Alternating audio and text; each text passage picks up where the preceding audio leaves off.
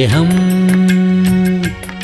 ദിവ്യസ്നേഹം, സ്നേഹം, ദിവ്യസ്നേഹം. നമുക്ക് വായിക്കാം. റോമർക്കെഴുതിയ ലേഖനം 12-ാം അധ്യായം 2-ാമത്തെ വാക്യം. നിങ്ങൾ ഈ ലോകത്തിന് അനുരൂപമാകാതെ നന്മയും പ്രസാദവും പൂർണ്ണതയുമുള്ള ദൈവഹിതം ഇന്നതെന്ന് തിരിച്ചറിയേണ്ടതിന് മനസ്സ് പുതുക്കി രൂപാന്തരപ്പെടുവീൻ. നിങ്ങൾ ഈ ലോകത്തിന് അനുരൂപമാകാതെ എന്നാണ്. ഈ ലോകത്തിൽ, ഈ കാലത്തിൽ, ഈ സമയക്രമത്തിൽ ഉള്ളതായ ചില രീതികളുണ്ട്, ചില ക്രമങ്ങൾ ഉണ്ട്. ഇതിനൊന്നും നിങ്ങൾ അനുരൂപമാകാതെ നന്മയും പ്രസാദവും പൂർണ്ണതയുമുള്ള ദൈവഹിതം ഇന്നതെന്ന് തിരിച്ചറിയേണ്ടതിന് നാം മനസ്സ് പുതുക്കി രൂപാന്തരപ്പെടണം. സാധാരണയായിട്ട് നാം ഒരു പേപ്പട്ടിയെ റോഡിൽ കാണുകയാണെങ്കിൽ എന്തു ചെയ്യും? പറയുക, നാം അവിടുന്ന് ഓടിമാറാൻ ശ്രമിക്കും. ആ പേപ്പട്ടിയാണെങ്കിലും അഹിംസഹോ ധർമ്മഹോ എന്ന് ചില ആളുകൾ പറയാറുണ്ട്. അല്ലെങ്കിൽ എന്താണ്, ഈ ജന്തുക്കളെയൊക്കെ സ്നേഹിക്കുന്നതായ, അല്ലെങ്കിൽ ഈ ജീവികളെക്കുറിച്ച് അന്വേഷണം ചെയ്യുന്നതായ ആളുകൾ, അതുപോലെ ജന്തുക്കൾക്ക് രോഗത്തിനുള്ള മരുന്ന് കണ്ടുപിടിക്കുന്ന എത്രയോ ആളുകളുണ്ടെന്നറിയാമോ? വെറ്റിനറി ഡോക്ടേഴ്സ് കൂടെ ഈ കാലത്ത് വളർന്നുകൊണ്ടിരിക്കുന്ന സമയമാണ്. ആ പട്ടിയെ കാണുകയാണെങ്കിൽ ഇവർ എന്തു ചെയ്യുമെന്ന് അറിയാമോ? അതിനെ കൂട്ടിക്കൊണ്ടു പോയിട്ട് ആ ക്ലിനിക്കിൽ കൊണ്ടുപോയി ചികിത്സിച്ച് അതിൻ്റെ രോഗങ്ങളെല്ലാം മാറ്റുവാൻ വേണ്ടി എങ്ങനെ അതിൻ്റെ രോഗം മാറ്റിയെടുക്കാമെന്ന് പരീക്ഷണങ്ങൾ നടത്തുവാൻ ഇടയാകും. അതിനെക്കുറിച്ച് വിശദമായി പരിശോധിക്കുവാനും ഇടയാകും. അതാണ് രോഗമുള്ളവരെ കണ്ടിട്ട് രോഗി എന്ന് വിളിച്ച് മാറ്റി നിർത്തുകയല്ല, മറിച്ച് ആ രോഗത്തെക്കുറിച്ച് പഠിച്ച് എങ്ങനെ ഇത് മാറ്റിയെടുക്കാം എന്ന് കാണിക്കുന്നതായ ഒരു മനോഭാവമുണ്ട്. അതൊരു മനോഭാവമാണ്. പാപിനിയായ സ്ത്രീ യേശുവിൻ്റെ പാദപീഠത്തിൽ വന്നുകൊണ്ട് അവളുടെ പാപങ്ങൾ എല്ലാം ഏറ്റുപറഞ്ഞ് പശ്ചാത്തപിച്ച് വിലയേറിയ തൈലം കൊണ്ടുവന്ന് യേശുവിൻ്റെ കാൽകൾ കഴുകിയപ്പോൾ യേശുവിന് അവളോട് തോന്നിയ മനോഭാവം വേറെയായിരുന്നു. അതുപോലെ ആ വീട്ടിലേക്ക് ക്ഷണിച്ച ആ വിരുന്നിൻ്റെ യജമാനൻ അവനെ കണ്ട് അവളോട് തോന്നിയതായ മനോഭാവവും വേറെയായിരുന്നു. അവളെ കണ്ടപ്പോൾ എന്താണ് പറഞ്ഞത്? ഇവളൊരു പാപിനിയാകുന്നുവല്ലോ, ഇവളെന്തിനാണ് എൻ്റെ വീട്ടിലേക്ക് വന്നത്? അവളെന്തിനാണ് യേശുവിനെ തൊടുവാൻ ഇടയായത്? യേശുവിനെ തൊട്ടിട്ടും അവൻ മിണ്ടാതെ ഇരിക്കുകയാണല്ലോ. ഇവൻ യഥാർത്ഥ പ്രവാചകൻ തന്നെയാണോ? ഇവൾ പാപിനിയായ സ്ത്രീയാണെന്നറിയില്ലേ എന്ന രീതിയിൽ, വേറൊരു രീതിയിലാണ് അവളെ കണ്ടിട്ട് അവൻ ആലോചിക്കുന്നത്. എന്നാൽ കർത്താവ് ഇവളെന്നെ സ്നേഹിക്കുന്നുണ്ട്, ഇവൾ പശ്ചാത്തപിക്കുന്നുണ്ട്, ഇവളുടെ പാപം ക്ഷമിക്കാനാണ് ഞാൻ ലോകത്തിലേക്ക് വന്നത്. സ്വർഗരാജ്യം ഇങ്ങനെയുള്ളവർക്ക് വേണ്ടിയാണ്. സ്ത്രീയെ, നീ സമാധാനത്തോടുകൂടി പോകുന്നു, നിന്റെ പാപം ക്ഷമിച്ചിരിക്കുന്നു എന്ന് പറയാനിടയായി. സമാധാനത്തോടുകൂടി പോകുവാൻ കർത്താവ് പറയുമ്പോൾ നീ ഒന്നിനും കൊള്ളാത്തവളാണെന്നിവിടെ ശീമോൻ പറയുകയാണ്. എന്താണ്? ഒരു വ്യക്തിയെക്കുറിച്ച് തന്നെയാണ്. നാം ചില സമയത്ത് ചില ആളുകളെ കാണുമ്പോൾ അപ്പോൾ തന്നെ നാം അവരെ തള്ളിപ്പറയാനിടയാകും. നമ്മുടെ ഭാരതത്തെക്കുറിച്ച് ചിന്തിക്കുകയാണെങ്കിൽ നമ്മുടെ രാഷ്ട്രങ്ങളിലും കൂടുതലായിട്ട് അങ്ങനെ നമ്മുടെ ചില സംസ്ഥാനങ്ങളിലും അങ്ങനെ ചിന്തിക്കാറുണ്ട്. അങ്ങനെ വർഗീയതയെക്കുറിച്ച് പലപ്പോഴും സംസാരിക്കാറുണ്ട്. അവൻ അങ്ങനെയുള്ളവനാണ്. ഞാൻ 10-15 വർഷങ്ങൾക്ക് മുമ്പ് ചെന്നൈയിൽ ഒരു ഗ്രാമത്തിൽ ദൈവവേല ചെയ്ത സമയത്ത്, അവിടെ ഒരു മലമ്പ്രദേശത്ത് ദൈവവേല ചെയ്തു. അവിടെയൊന്നും ഇങ്ങനെയുള്ള പ്രശ്നം ഉണ്ടായിരുന്നില്ല. അതുപോലെ തന്നെ ഞങ്ങൾ പഠിച്ചു വന്നതായ ബൈബിൾ കോളേജിലാണെങ്കിലും അവിടെ ഒരുപാട് സ്റ്റുഡൻസ് ഉണ്ടായിരുന്നു. അവരുടെ ബാക്ക്ഗ്രൗണ്ട് എന്തെങ്ങനെയാണ് ഒന്നും തന്നെ ആരും തന്നെ ചോദിച്ചിരുന്നില്ല. നമ്മെല്ലാവരും ഒരുമിച്ച് ക്രിസ്തുവിന് വേണ്ടി ജീവിക്കണം, അവൻ്റെ മക്കളായി വളരണം എന്ന ആഗ്രഹത്തോടു കൂടി ആയിരുന്നു. എന്നാൽ ഈ ഗ്രാമത്തിലേക്ക് ചെന്ന സമയത്ത്, അവിടെ മീറ്റിംഗ് നടന്ന സമയത്ത്, ഇവിടെ ജാതിയുടെ വേർതിരിവുകൾ ഉണ്ടായിരുന്ന ഒരു പ്രദേശമായിരുന്നു. അവിടെ ഒരു ഭവനത്തിലേക്ക് എന്നെ കൂട്ടിക്കൊണ്ടു പോകുവാനിടയായി. ചില ആളുകൾ മുകളിൽ കയറിയിരിക്കുമായിരുന്നു, ചില ആളുകൾ താഴെ ഇരിക്കുമായിരുന്നു. അതായത് നമ്മൾ ലോകത്തിൻ്റെ മാപ്പ് എങ്ങനെയുണ്ടെന്ന് നിങ്ങൾ കണ്ടിട്ടില്ലേ? അവിടെ ഓസ്ട്രേലിയ, ഇവിടെ ആഫ്രിക്ക, അങ്ങനെ കാണുന്നത് പോലെ മധ്യയിൽ ചെറിയ ചെറിയ രാജ്യങ്ങൾ കാണും. അതുപോലെ ഇരിക്കുകയായിരുന്നു അവിടെ ഉള്ളത്. കുറച്ച് സ്ഥലമാണ് അവിടെ. എല്ലാവരും കുറച്ചുകൂടെ കയറിയിരിക്കുക, അടുത്തിരിക്കുക എന്ന് പറഞ്ഞ സമയത്ത് അവരെന്താണ് പറയുന്നത്? എന്താണെന്ന് ചോദിച്ചപ്പോൾ അവരുടെ അടുക്കൽ ഞങ്ങൾ വന്നിരിക്കുകയാണെങ്കിൽ എന്താണ്? അയിത്തം എന്നാണെന്ന് പറയുന്നത്. പഴയ കാലത്ത് അങ്ങനെ പറയുമായിരുന്നു. എന്താണ്? ശ്രദ്ധിക്കുക. മനുഷ്യൻ അയിത്തമായിട്ട് കാണുകയാണെങ്കിൽ, അവൻ്റെ ബ്ലഡ് ഗ്രൂപ്പും നിന്റെ ബ്ലഡ് ഗ്രൂപ്പും ഒന്നാണെങ്കിൽ, നീ ചാകാൻ പോകുമ്പോൾ അവനായിരിക്കും ബ്ലഡ് തരുന്നത്, മറക്കരുത്. അപ്പോൾ നിനക്ക് അയിത്തം പറഞ്ഞ് മാറി നിൽക്കുവാൻ കഴിയുകയില്ല. ഇവിടെ നിങ്ങൾ ശ്രദ്ധിക്കുക, ഓരോരോ ജാതിക്കും ഓരോരോ ബ്ലഡ് ഗ്രൂപ്പ് ഉണ്ടോ? എ ഗ്രൂപ്പ് എല്ലാം ഒരു ജാതിക്കാരാണ്, ബി ഗ്രൂപ്പുള്ളവരെല്ലാം ഒരു ജാതിക്കാരാണ്, ഓപ്പോസിറ്റീവ് ഉള്ള ഒരു ജാതി, അങ്ങനെ ഇടുകയാണെങ്കിൽ നല്ലതാണെന്നാൽ ശ്രദ്ധിക്കുക, എല്ലാ ജാതിക്കാരിലും എല്ലാ രീതിയിലുമുള്ള രക്തഗ്രൂപ്പുകളുണ്ട്. നീ ഓപ്പറേഷൻ തിയേറ്ററിൽ കിടക്കുന്ന സമയത്ത് നിനക്ക് ബ്ലഡ് ആവശ്യം വരുമ്പോൾ എന്റെ ജാതിക്കാരുടെ കൊണ്ടുവരണമെന്ന് പറയുമോ? എന്റെ ജാതിക്കാരനെ വിളിച്ചു കൊണ്ടുവരൂ എന്ന് നിങ്ങൾ പറയുമോ? മോനെ, നിന്റെ ജാതിക്കാരൻ ആരും തരുന്നില്ല എങ്കിൽ നിങ്ങൾ മരിച്ചു പോകും, തീർച്ചയാണ്. അതുപോലെ അവൻ ചായ കുടിക്കുന്ന ഗ്ലാസ്സിൽ ചായ കുടിക്കുകയാണെങ്കിൽ എന്താണ് പറ്റുന്നത്? അശുദ്ധിയായി പോകുമെന്നാണ് പറയുന്നത്. അശുദ്ധരായി മാറിപ്പോകും. ഒരു രീതിയിലുള്ളതായ താഴ്ത്തിക്കെട്ടുന്നതായ മനോഭാവമാണിത്.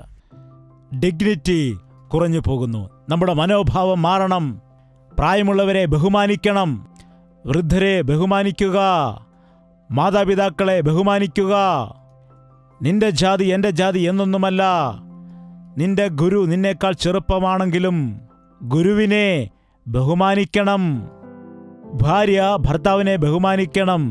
നമ്മുടെ ഭാരതത്തിൻ്റെ സംസ്കാരം നോക്കുകയാണെങ്കിൽ വളരെ മെച്ചപ്പെട്ടൊരു സംസ്കാരമുണ്ടായിരുന്നു നമുക്ക്. ഭാരത സംസ്കാരത്തിൽ ഒരുപാട് നല്ല കാര്യങ്ങളുണ്ട്. എന്നാൽ ഈ കാലത്തുള്ള മനുഷ്യൻ, നീചമായ ഈ കാലത്തെക്കുറിച്ച് നാം ചിന്തിക്കുകയാണ് എങ്കിൽ മനുഷ്യന്റെ സ്വഭാവങ്ങൾ മാറിപ്പോകുന്നു, അവന്റെ രീതികൾ മാറിപ്പോകുന്നു, അവന്റെ ദിനംതോറുമുള്ള പ്രവർത്തനങ്ങൾ മാറിപ്പോകുന്നു. നമ്മുടെ മനോഭാവം മാറണം. മനുഷ്യൻ പുറമെയുള്ളത് മാത്രം കാണുന്നു. പുറമെയുള്ള രൂപം നോക്കി അവൻ ബഹുമാനിക്കുന്നു, അവൻ മര്യാദ കൊടുക്കുന്നു, അവൻ സ്നേഹിക്കുന്നു. നമ്മുടെ മനോഭാവം മാറണം. നിന്റെ സ്നേഹം ക്രിസ്തുവിന്റെ സ്നേഹമാണെങ്കിൽ, നിന്റെ ഹൃദയം ക്രിസ്തുവിൻ്റെതാണെങ്കിൽ എല്ലാവരെയും ഒരുപോലെ നീ സ്നേഹിക്കുവാനിടയാകും. അർഹതയില്ലാത്തവരെ നീ അംഗീകരിക്കും, യോഗ്യതയില്ലാത്തവരെ നീ സ്നേഹിക്കുവാൻ ഇടയാകും. നിന്റെ സ്വഭാവത്തിൽ വളരെ ദൈവിക ഭാവം കാണാനിടയാകും. നീ ദൈവത്തിന്റെ മകനാണെങ്കിൽ ലോക മര്യാദകൾ ആചരിക്കരുത്, ലോകത്തിന്റെ മര്യാദകൾ ആചരിക്കരുത്. നിങ്ങൾ ലോകത്തിന് അനുരൂപപ്പെടാതെ നന്മയും പ്രസാദവും പൂർണ്ണതയുമുള്ളതായ ദൈവത്തിന്റെ ഹിതം ഇന്നതെന്ന് തിരിച്ചറിയണമെന്നാണ്. ദൈവത്തിന്റെ ഹിതം പെട്ടെന്ന് മനസ്സിലാക്കാൻ കഴിയില്ല. ദൈവഹിതം പഠനത്തിൽ കൂടി ലഭിക്കുന്നതല്ല. ദൈവഹിതം അറിയുവാൻ എത്ര പേർ ആഗ്രഹിക്കുന്നുണ്ട് എന്ന് ചോദിച്ചാൽ എല്ലാവരും കരങ്ങൾ ഉയർത്താനിടയാകും. ദൈവഹിതം അറിയാവുന്നവർ എത്ര പേരുണ്ടെന്ന് ചോദിച്ചാൽ 10-15 പേർ മാത്രമേ കൈ ഉയർത്തൂ. എന്തുകൊണ്ടാണ്? അത് തിരിച്ചറിയേണ്ടതാകുന്നു. അത് ചോദിച്ചെങ്കിലേ നമുക്ക് ലഭിക്കുകയുള്ളൂ. അന്വേഷിച്ചെങ്കിൽ മാത്രമേ കണ്ടുപിടിക്കാൻ കഴിയൂ. കർത്താവേ, ഞാൻ ചോദിക്കുന്നു നിന്റെ ഹിതം അറിയുന്നതിന് വേണ്ടി എന്ന് പറയുന്നു. 3 വർഷം കൊണ്ട് ഞാൻ ചോദിക്കുന്നു, 3 മാസം കൊണ്ട് ഞങ്ങൾ ചോദിക്കുന്നു, ദൈവഹിതം അറിയാൻ കഴിയുന്നില്ലെന്ന് പറയുന്നു. ഓഹോ, എങ്കിൽ യഥാർത്ഥമായി നിങ്ങൾ ദൈവത്തിന് സമർപ്പിച്ചിട്ടില്ലെന്ന് ഞാൻ പറഞ്ഞു. അപ്പോൾ അയാൾക്ക് കോപം വന്നു. എന്താണ് അങ്ങനെ പറയുന്നത്? അതെ, ദൈവത്തിന് സകലതും അറിയാം. നീ സമർപ്പണത്തോടുകൂടി വന്നിട്ടാണോ ദൈവഹിതം അന്വേഷിക്കുന്നത്? അതോ കുറിയിടുന്നവർ ചോദിക്കുന്ന പോലെ അതാണോ ഇതാണോ എന്ന് തിരക്കുന്നത് പോലെ, ലക്കി നമ്പർ ഏതാണ് ലഭിക്കുന്നത് എന്ന് തിരിച്ചറിയുന്നത് പോലെ ശ്രമിച്ചാൽ, അപ്പോൾ ദൈവത്തിന് ഹിതം അവൻ പറഞ്ഞു എന്ന് വിചാരിക്കുക. അപ്പോൾ അത് നീ ചിന്തിച്ചതുപോലെ, നീ അനുകൂലിക്കുന്നത് പോലെ തന്നെ വരുന്നു എന്ന് വിചാരിക്കുക. ഉടനെ ഹല്ലേലൂയ പറയും. എന്നാൽ നീ ചിന്തിച്ചതിന് വിപരീതമായിരിക്കുന്നു എന്ന് ചിന്തിക്കൂ. അപ്പോൾ എന്താണ് ചെയ്യുന്നത്? ദൈവഹിതം നീ ഒരു IAS ഓഫീസർ ആകണമെന്നാണ്, നീ ഇന്ത്യയിൽ തന്നെ ഒരു ടോപ്പ് ലെവലിലേക്ക് വരുമെന്നാണ്. അപ്പോൾ ഹല്ലേലൂയ എന്ന് പറയും. എന്നാൽ ദൈവത്തിൻ്റെ ഹിതം നീ സകലതും വിട്ടിട്ട് വരണമെന്നാണ്, നിന്റെ ഡിഗ്രികളെല്ലാം ഉപേക്ഷിച്ച് വരണമെന്നാണ്, എൻ്റെ വചനം എടുത്തുകൊണ്ട് എൻ്റെ സേവ ചെയ്യൂ എന്ന് പറയുകയാണെങ്കിൽ എന്ത് വിചാരിക്കും? എനിക്കറിയാം ആദ്യമേ ഇങ്ങനെ തന്നെ പറയുമെന്ന്. അതുകൊണ്ട് ഞാൻ പേടിച്ചാണ് നിന്റെ ഹിതം എന്താണെന്ന് ചോദിച്ചത്. ഇങ്ങനെ നീ പറയുമെന്നുള്ള വിഷയം അവൻ ആദ്യം തന്നെ അറിയാവുന്നതുകൊണ്ട് അവൻ നിന്നോട് അവൻ്റെ ഹിതം ഒരിക്കലും വെളിപ്പെടുത്തുകയില്ല. അവൻ്റെ ഹിതം നിന്നോട് വെളിപ്പെടുത്തുന്ന സമയത്ത് ഇത്രയുള്ളോ എന്ന് നീ വിചാരിക്കും എന്ന് അവൻ അറിയാവുന്നത് കൊണ്ട് നിന്റെ മനസ്സറിയാവുന്നതായ കർത്താവ് അവൻ്റെ ഹിതം നിന്നോട് വെളിപ്പെടുത്തില്ല. നീ അവൻ്റെ ഹിതം മനസ്സിലാക്കണമെന്നുണ്ടെങ്കിൽ നീ അവനെ പരിശോധിക്കണം. അതുപോലെ അവൻ നിന്നെ പരിശോധിക്കും. ഉന്നതമായ ഒരു സ്ഥിതിയിലേക്ക് ഒരു വ്യക്തിയെ കൂട്ടിക്കൊണ്ടു പോകണമെങ്കിൽ അവനെ ഏതെല്ലാം രീതിയിൽ പരിശോധിക്കും, പരീക്ഷിക്കും എന്ന് നിങ്ങൾ ശ്രദ്ധിക്കുക. ഒരു ഭാരതരത്ന അവാർഡ് കൊടുക്കണമെന്നുണ്ടെങ്കിൽ അതിന് യോഗ്യതയുള്ളവർ ആരാണ്, അതിന് അർഹതയുള്ള വ്യക്തികൾ ആരാണ് എന്ന് പരിശോധിച്ച്, പല രീതിയിൽ പരിശോധിച്ച്, എല്ലാ രീതിയിലും നോക്കിയിട്ടാണ്. അങ്ങനെ എല്ലാ രീതിയിലും അനേകം ആളുകളെ പരിശോധിച്ചിട്ട് അതിന് യോഗ്യനായവനെ കണ്ടെത്തുകയാണ് ചെയ്യുന്നത്. എന്താണ്? ദൈവത്തിന്റെ ഹിതം സംബന്ധിച്ച് നോക്കിയാൽ ഒരുപാട് കാര്യങ്ങൾ നിങ്ങൾക്ക് അവിടെയും ഇവിടെയെല്ലാം കാണുവാൻ കഴിയും. നീ എന്നാൽ പരിശോധിച്ച് പോകുമ്പോൾ അവന്റെ പൂർണ്ണമായ നന്മയുള്ള ഹിതം എന്താണെന്ന് നിനക്ക് അറിയുവാൻ കഴിയും. അവന്റെ ഹിതം ഉത്തമമാണ്. ദൈവഹിതത്തിൽ ജീവിക്കുന്നവനാണ് ഭാഗ്യവാൻ. നീ എത്ര കാലം ജീവിച്ചിരുന്നു എന്നതല്ല പ്രധാനം. ദൈവത്തിന്റെ ഹിതം അറിയാതെ നീ ജീവിച്ചിരിക്കുന്ന കാലം അത്രയും അത് വ്യർത്ഥമാണ്. ദൈവത്തിന്റെ ഹിതം അനുസരിച്ചുകൊണ്ട് അതിൻ പ്രകാരം ജീവിക്കുമ്പോഴാണ് നിന്റെ ജീവിതം ധന്യമാകുന്നത്. അതുകൊണ്ടാണ് ഞാൻ എപ്പോഴും ദൈവത്തെ സ്തുതിക്കുന്നത്. എൻ്റെ ജീവിതത്തിന്റെ കാലയളവിൽ 18 വയസ്സ് വരെ നോക്കുകയാണെങ്കിൽ എൻ്റെ ജീവിതത്തിൽ ഞാൻ ദൈവത്തെ അറിയാതെ എൻ്റെ ഇഷ്ടപ്രകാരമാണ് ജീവിച്ചത്. എന്നാൽ ഈ 40 വർഷമായിട്ട് ദൈവഹിതം എന്താണെന്ന് മനസ്സിലാക്കി അതിൻ പ്രകാരമാണ് ഞാൻ ജീവിക്കുന്നത്. എന്നാൽ നിന്റെ കാര്യം എന്താണ്? നിങ്ങൾ യഥാർത്ഥമായി ദൈവത്തിന്റെ പൈതങ്ങൾ ആണെങ്കിൽ നിങ്ങളുടെ ശരീരങ്ങളെ ദൈവത്തിന് പ്രസാദമുള്ള, മുൻപത്തെ വാക്യം കൂടെ നമുക്ക് വായിച്ചുകൊണ്ട് മുൻപോട്ട് പോകാം. നിങ്ങളുടെ ശരീരങ്ങളെ ജീവനും വിശുദ്ധിയും ദൈവത്തിന് പ്രസാദവുമുള്ള യാഗമായി സമർപ്പിപ്പീൻ. എന്താണ് ഇവിടെ വചനം പറയുന്നത്? നിങ്ങളുടെ ശരീരങ്ങളെ ജീവനും വിശുദ്ധിയും ദൈവത്തിന് പ്രസാദവുമുള്ള യാഗമായി സമർപ്പിക്കുന്നില്ല എങ്കിൽ അവന്റെ ഹിതം അറിയുവാൻ കഴിയുകയില്ല. നിങ്ങളിൽ എത്ര ആളുകൾ യേശുക്രിസ്തുവിനെ സമർപ്പിച്ച ആളുകളുണ്ട്? കൈ ഉയർത്തുക. കൈ ഉയർത്താത്തവർ സമർപ്പിച്ചിട്ടില്ല എന്ന് അവർ തന്നെ പറയുന്നു. സമർപ്പിച്ചു എന്ന് പറഞ്ഞ് കൈ ഉയർത്തി താഴ്ത്തി ഉയർത്തി താഴ്ത്തി മനസ്സിലാകാതെ ശരിയാണോ അല്ലയോ എന്താണെങ്കിലും നിങ്ങൾ ഉറപ്പോടുകൂടി തന്നെ പറയുക. സമർപ്പിച്ചിട്ടില്ല എങ്കിൽ ഇന്ന് തന്നെ സമർപ്പിക്കുക. ദൈവത്തിന് നമ്മുടെ ജീവിതത്തെ സമർപ്പിക്കുമ്പോൾ നമ്മുടെ മനോഭാവം മാറിപ്പോകും, നമ്മുടെ ആറ്റിറ്റ്യൂഡ് മാറിപ്പോകും. മറ്റുള്ളവർ ചെയ്യുന്നത് പോലെ നാം ചെയ്യുകയില്ല. ലോകത്തിലുള്ളവർ കൈക്കൂലി വാങ്ങിയാൽ ഞാൻ വാങ്ങുകയില്ല. ലോകത്തിലുള്ളവർ വഞ്ചന കാട്ടിയാൽ ഞാൻ കാട്ടില്ല. ലോകത്തിലുള്ള ആളുകൾ കളവ് കാണിക്കുമ്പോൾ ഞാൻ അങ്ങനെ ചെയ്യില്ല. ലോകക്കാർ ചെയ്യുന്നത് പോലെ ഷോർട്ട് കട്ടുകൾ ഞാൻ ചെയ്യുകയില്ല. എൻ്റെ ദൈവത്തിൻ്റെ ഹിതമറിഞ്ഞ് ഞാൻ സത്യസന്ധതയോടുകൂടി നീതിയോടുകൂടി ജീവിക്കുവാൻ ഇടയാകും. എത്രയോ ആളുകൾ ആ നെബൂഖദ്നേസർ ഉണ്ടാക്കിയ പ്രതിമയെ നമസ്കരിക്കുന്നു, എന്നാൽ ഞാൻ മാത്രം നമസ്കരിക്കില്ല. തീച്ചുള്ളിയിൽ ഞങ്ങൾ കത്തിയെരിഞ്ഞാൽ ഞങ്ങൾ അങ്ങനെ ചെയ്യുകയില്ല, ഞങ്ങൾ നമസ്കരിക്കുകയില്ല. ഈ കാലത്ത് അങ്ങനെ വിശ്വാസമുള്ള ആളുകൾ ആവശ്യമാകുന്നു. അതിന് നമ്മുടെ ഈഗോ മാറണം, നമ്മുടെ ആറ്റിറ്റ്യൂഡ് മാറണം. ഇൻഫീരിയോറിറ്റി, അപകർഷതാബോധം ഏതു സമയം നോക്കിയാലും മുൻപ് പറഞ്ഞതുപോലെ ഈഗോ ഉള്ളവർ പൊങ്ങച്ചം പറയാനിടയാകും. ഈ ഇൻഫീരിയോറിറ്റി ഉള്ള ആളുകൾ താഴ്ന്നു പോകുവാനിടയാകും. എന്താണ്? എപ്പോഴും നാം ബൈബിളിൽ നോക്കുകയാണെങ്കിൽ ക്രിസ്ത്യാനിറ്റി എന്നത് it's not that extreme or this extreme. എന്താണ്? അങ്ങോട്ടോ ഇങ്ങോട്ടോ വീഴാൻ പോകുന്ന പോലെയല്ല. ക്രിസ്തീയ ഭക്തി എങ്ങനെയുള്ളതാണ്? ബാലൻസ്ഡ്. എങ്ങനെയുള്ളതാണ്? ബാലൻസ്ഡ് ആണ്. നിങ്ങൾ ഈ ലോകത്തിന് അനുരൂപമാകാതെ, ഈ ലോകത്തെ സ്നേഹിക്കാതെ, ലോകത്തിലെ പല പല ആചാരങ്ങൾ നോക്കിയാൽ വസ്ത്രം ധരിക്കാത്ത ആളുകൾ പോലുമുണ്ട്. അത് ധരിക്കുന്നത് തെറ്റാണെന്നാണ് പറയുന്നത്. ദിഗംബരരായിട്ട് നടക്കുന്ന ആളുകളും ഉണ്ട്. അതൊരു എക്സ്ട്രീമാണ്. എന്താണ്?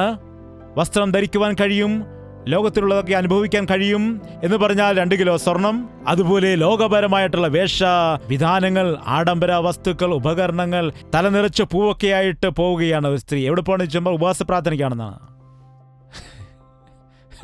എന്താണ്? ചില ആളുകളാണെങ്കിൽ പട്ടുസാരിയൊക്കെ മാറ്റിവെച്ചിട്ട് മാലയും കമ്മലും എല്ലാം ഉപേക്ഷിച്ചിട്ട് തലയിൽ കൂടെ തുണിയൊക്കെ ഇട്ടുകൊണ്ട് ദുഃഖിക്കുന്ന മുഖവുമായി തലമുടിയൊക്കെ അഴിച്ചിട്ടുകൊണ്ട് എവിടേക്ക് പോകണമെന്ന് ചോദിച്ചപ്പോൾ ഉപവാസ പ്രാർത്ഥനയ്ക്ക് പോവുകയാണ്. അത് വേറൊരു എക്സ്ട്രീമാണ്. അത് മറ്റേ എക്സ്ട്രീം. ദൈവം അങ്ങനെ ചെയ്യാനും പറഞ്ഞാൽ ഇങ്ങനെയും ചെയ്യാനും പറയും. എങ്ങനെ ചെയ്യാൻ പറഞ്ഞതാണ്? ബാലൻസ്ഡ് ആയിരിക്കണം. ഒരു കല്യാണത്തിന് അല്ലെങ്കിൽ വിരുന്നിന് പോകുന്ന സമയത്ത് നിന്റെ വസ്ത്രധാരണം ഒരു രീതിയിലായിരിക്കണം. നീ ഞായറാഴ്ച ദൈവത്തെ ആരാധിക്കാൻ വരുമ്പോൾ നിന്റെ വസ്ത്രധാരണം ഒരു രീതിയിലായിരിക്കണം. ദൈവത്തിന്റെ ആലയത്തിലേക്ക് ചെല്ലുമ്പോൾ, വിശുദ്ധ ആലയത്തിലേക്ക് ചെല്ലുമ്പോൾ ക്രമമായിട്ട് പോകണം, വിശുദ്ധിയോടുകൂടി പോകണം. ദൈവം നമുക്ക് പറഞ്ഞു തന്നിരിക്കുന്നത് ബാലൻസ്ഡ് ആകാനാണ്. ബാലൻസ്ഡ്. എല്ലാ കാര്യത്തിലും മിതമായിരിക്കുവാൻ വേണ്ടി നാം ശീലിക്കുക. മിതമായിരിക്കുക. തിന്നു എന്ന് പറഞ്ഞാൽ മൂക്കുമുട്ട തിന്നാനിടയാകും. ഉപവാസം എന്ന് പറയുകയാണെങ്കിൽ തളർന്നു വീഴുന്നതുവരെ ഉപവസിക്കാനിടയാകും. അങ്ങനെയല്ല കർത്താവ് പറയുന്നത്. നിങ്ങൾ ഉപവസിക്കാനിരിക്കാൻ പറയുമ്പോൾ ചിലർ ഇപ്പോൾ പറയാറുണ്ട് വാട്ടർ ഫാസ്റ്റിംഗ് എന്ന്. ഇപ്പോൾ കണ്ടുപിടിച്ച കാര്യമാണിത്. കുടം കണക്കിന് വെള്ളം കുടിച്ചുകൊണ്ട് ഫാസ്റ്റിംഗ് എടുക്കുന്നു. അതിനൊരു കുഴപ്പവുമില്ല. ഡീഹൈഡ്രേറ്റ് ആകത്തില്ല നമ്മുടെ ശരീരം. ഇനിയും അങ്ങനെയല്ല, വാട്ടർ ഫാസ്റ്റിംഗ് എടുക്കാൻ കഴിയത്തില്ലെങ്കിൽ എന്താണ്? Vegetarian fasting. എന്ത് ഫാസ്റ്റിംഗ് ആണ്? 2 ക്യാരറ്റും അതുപോലെ 2 ബീറ്റ്റൂട്ടും തിന്നിട്ട് ഫാസ്റ്റിംഗ് ആണെന്ന് പറയുന്നു. എന്താണ്? ഒരു പഴം തിന്നുകൊണ്ട് ഫാസ്റ്റിംഗ് ആണെന്ന് പറയുന്നു. ഫീസ്റ്റിംഗ് എന്ന് പറഞ്ഞാൽ നിങ്ങൾ ഇടയ്ക്ക് ഒരു ദിവസം മാംസം വാങ്ങിച്ച് കഴിക്കുക. എല്ലാ ദിവസവും കഴിക്കരുത് കേട്ടോ. ക്രൈസ്തവരുടെ ജീവിതം നോക്കിയാൽ യേശുക്രിസ്തു ആഹാരം കഴിച്ചോ ഇല്ലയോ? ഇല്ലേ? യേശുക്രിസ്തുവിനെ ശ്രദ്ധിച്ചു നോക്കുകയാണെങ്കിൽ അവൻ ആഹാരം കഴിക്കുന്നതായിട്ട് നമുക്ക് കാണാൻ കഴിയും.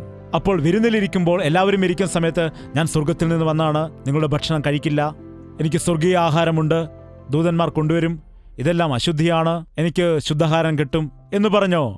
ഇല്ല, അവരോടൊപ്പം ഇരുന്നിട്ട് അവരോടുകൂടെ കഴിക്കാനിടയായി. അവർ ഇരുന്ന സ്ഥലത്ത് അവനും ഇരുന്നു. അതേ സമയത്ത് ഉപവാസ പ്രാർത്ഥന വന്ന സമയത്ത്, ആത്മഭാരത്തോടെ ഇരുന്ന സമയത്ത്, കർത്താവേ നീ ആഹാരം കഴിച്ചോ എന്ന് ചോദിച്ചപ്പോൾ എന്തു പറഞ്ഞു? എൻ്റെ പിതാവിൻ്റെ ഹിതം നിറവേറ്റുന്നതാണ് എൻ്റെ ആഹാരം, നിങ്ങൾക്കറിയാത്തതാണ് ആഹാരം എന്ന് പറഞ്ഞു. എപ്പോഴാണോ നമ്മുടെ ജീവിതത്തിൽ നമ്മുടെ ഭക്തിയെ നാം ക്രമമായി മുൻപോട്ട് കൊണ്ടുപോകുന്നത്, അപ്പോഴേ നമുക്ക് നീതിയോടെ ജീവിക്കാൻ കഴിയൂ. ഇൻഫീരിയോറിറ്റി എന്ന് പറയുന്നത് നിന്നെക്കുറിച്ച് തന്നെ നീ ഇകഴ്ത്തി ചിന്തിക്കുന്നതാണ്. ഈഗോ എന്ന് പറയുമ്പോൾ നിന്നെക്കുറിച്ച് നീ പുകഴ്ത്തി പറയുന്നതാണ്. നിന്നെക്കുറിച്ച് തന്നെ നീ വലിയ ആളാണെന്ന രീതിയിൽ വലിയ രീതിയിൽ ചിന്തിക്കുന്നതാണ്.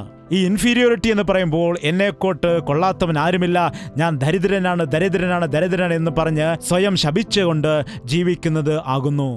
ഞാൻ നന്നാവുകയില്ല, ഞാൻ പാസ്സാകില്ല, ഞാൻ ജയിക്കുകയില്ല, ഞാൻ ശരിയാവുകയില്ല എന്ന് വിചാരിച്ച് ഇരിക്കുന്ന ആളുകളെ നോക്കൂ. അപകർഷതാബോധമാണ് ഇന്ന് പിശാച് ഏറ്റവും കൂടുതൽ അങ്ങനെയുള്ള ആളുകളിൽ കൂടി പ്രവർത്തിക്കുന്നു. ധനവാന്മാരായവരെ പണവും സമ്പത്തും പ്രശസ്തിയും എല്ലാം ഉള്ള ആളുകൾക്ക് ഈഗോ ജീവിതത്തിൽ കൊടുക്കുന്നു. ഓൾറെഡി ശാരീരിക ബുദ്ധിമുട്ടുകൾ കാരണം, കുടുംബത്തിന്റെ അവസ്ഥ കാരണം നിരാശയിൽ ജീവിക്കുന്ന ആളുകളെ അവർക്ക് എന്ത് പറഞ്ഞാണ് അവർക്ക് പുകഴുവാനുള്ളത്? അതുകൊണ്ട് അവർക്ക് പുതിയൊരു കാര്യം കൊടുത്തു, ഇൻഫീരിയോറിറ്റി കൊടുത്തിരിക്കുന്നു. നിന്റെ ജീവിതം ഇത്രയേ ഉള്ളൂ, ഇതും തെറ്റാണ്, അതും തെറ്റാണ്.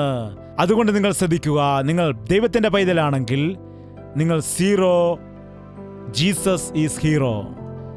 ഞാൻ ഒന്നുമില്ലാത്തവനാണ്, എന്നാൽ എൻ്റെ ദൈവത്തിന് സകലതുമുണ്ട്. ഞാൻ ശൂന്യനാണ്, എല്ലാവരും പൂജ്യമാണ്. ഒരു പൂജ്യത്തിന് എത്ര വിലയുണ്ട്? 2 പൂജ്യമാണെങ്കിലോ, 3 പൂജ്യമാണെങ്കിലോ? ഒരു മീറ്റിങ്ങിന് 1000 പൂജ്യം വരികയാണെങ്കിൽ എത്ര വിലയുണ്ട്? 1000 ആണെങ്കിലും പൂജ്യം പൂജ്യം തന്നെയാണ്. ആ 1000ന്റെ സൈഡിൽ ഒന്നിട്ടാൽ ഓഹോ, അപ്പോൾ എന്ത് മാറ്റമാണ് ഉണ്ടാകുന്നത്?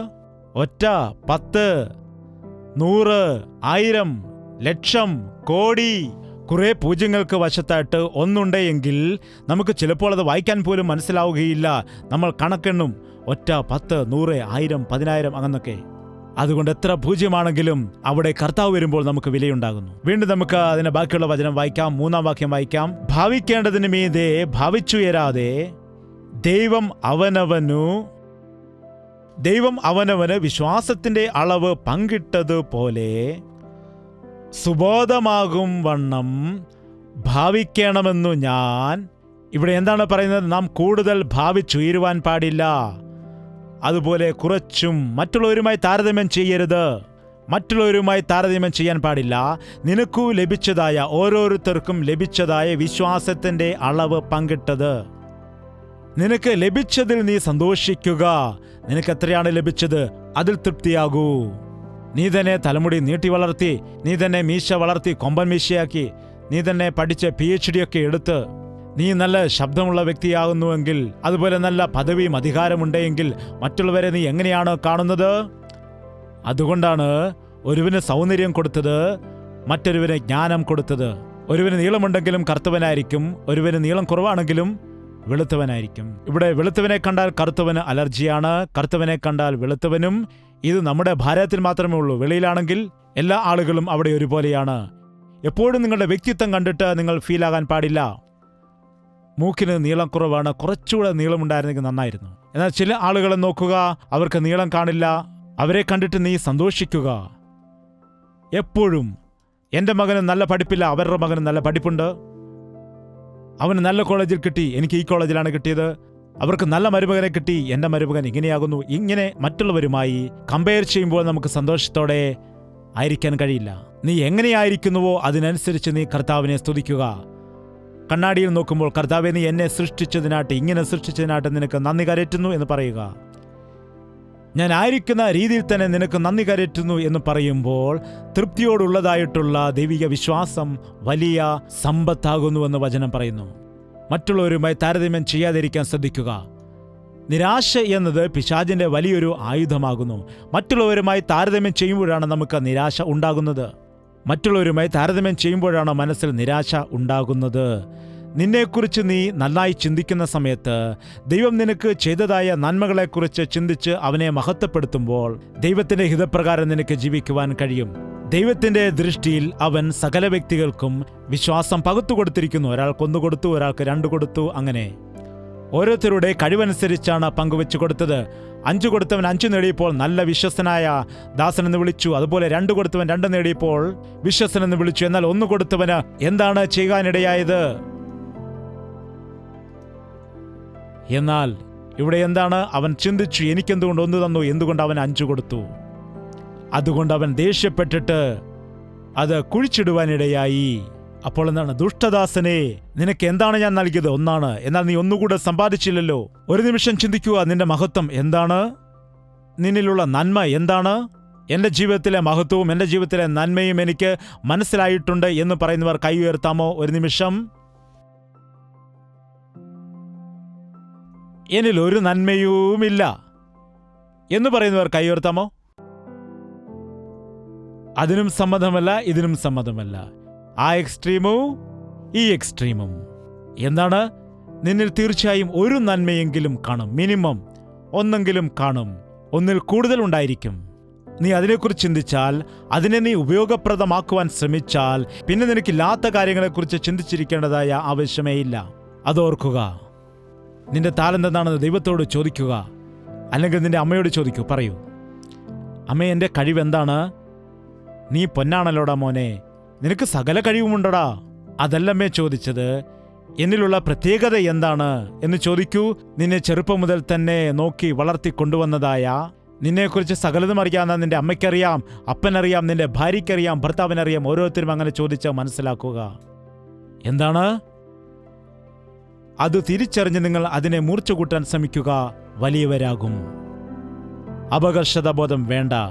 ഒരു വിഷയത്തെക്കുറിച്ചും ഞാൻ പാവപ്പെട്ടവനാണ്, എനിക്കൊന്നും അറിയില്ല, ഞാൻ ജ്ഞാനമില്ലാത്തവനാണ്, എനിക്ക് യോഗ്യത ഇല്ല, ഞാൻ പ്രാവീണ്യമുള്ളവനല്ല, എനിക്കത്ര കഴിവില്ല എന്ന ചിന്ത വരുമ്പോൾ പറയണം, ശരിയാണ്, എന്നാൽ യേശുക്രിസ്തു എന്നിൽ ഉണ്ട്, അവനിൽ കൂടി ഞാൻ സകലതും നേടും. അവൻ എൻ്റെ ബലഹീനതയെല്ലാം മാറ്റി എന്നെ ശക്തീകരിക്കും. മോശെ ചെന്ന് മിസ്രയീം ദേശത്ത് അടിമകളായി കിടക്കുന്ന ഇസ്രായേൽ മക്കൾ 400 വർഷമായിട്ട് അടിമകളാണ്, അവിടെ കൊണ്ടുവരൂ എന്ന് പറഞ്ഞപ്പോൾ, എൻ്റെ കയ്യിൽ എന്താണ് ഉള്ളത്? എനിക്ക് എന്താണ് കഴിവുള്ളത്?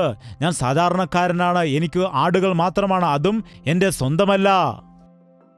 ഇതാ ഒരു വടി മാത്രമുണ്ട് ആടുകളെ മേയ്ക്കുന്നത്, അതിനെ താഴെയിടൂ, എടുത്ത് അതിനെ ഉപയോഗിക്കൂ. ഞാൻ ഈ വടിയെ അത്ഭുതമാക്കി മാറ്റും. ആ വടി നീട്ടിയപ്പോൾ ചെങ്കടൽ 2ആയി മാറി. ആ വടി വെച്ചടിച്ചപ്പോൾ പാറയിൽ നിന്ന് ലക്ഷക്കണക്കിന് ആളുകൾക്ക് കുടിക്കുവാനുള്ള വെള്ളം വരുവാനിടയായി. എത്രയോ അത്ഭുതങ്ങൾ ചെയ്യാനിടയായി. ആദിമസഭയെ കുറിച്ച് പഠിക്കുമ്പോൾ സ്ത്രീയെ കാണാൻ കഴിയും. അവളുടെ കയ്യിൽ ഒന്നും തന്നെയില്ല. അവളൊരു വിധവയായ സ്ത്രീയാണ്. അവളുടെ കയ്യിൽ എന്താണുള്ളത്? സൂചിയാണുള്ളത്. നിങ്ങളുടെ കയ്യിൽ സൂചിയുണ്ടോ? നിങ്ങളുടെ കയ്യിൽ മെഷീനുണ്ടോ? ആ സൂചി മാത്രമായിരുന്നു. ആ സൂചി ഉപയോഗിച്ച് ആ സഭയിലുള്ള എല്ലാവർക്കും അനുഗ്രഹമായി ആ സ്ത്രീ മാറുവാനിടയായി. അവൾ മരിച്ച സമയത്ത് എല്ലാ വ്യക്തികളും വരുവാനിടയായി. എല്ലാ വ്യക്തികളും വന്നിട്ട് കരയുവാൻ, ദുഃഖിക്കുവാനിടയായി. ദൈവദാസന്മാരെ വന്ന് പ്രാർത്ഥിച്ചപ്പോൾ മരിച്ചുപോയ തബീഥ ജീവിക്കുവാനിടയായി. ഒരു സൂചിയായിരുന്നു. ഗോലിയാത്തിനെ കൊല്ലുവാൻ വേണ്ടി ദാവീദിന്റെ കയ്യിൽ എന്താണ് ഉണ്ടായിരുന്നത്?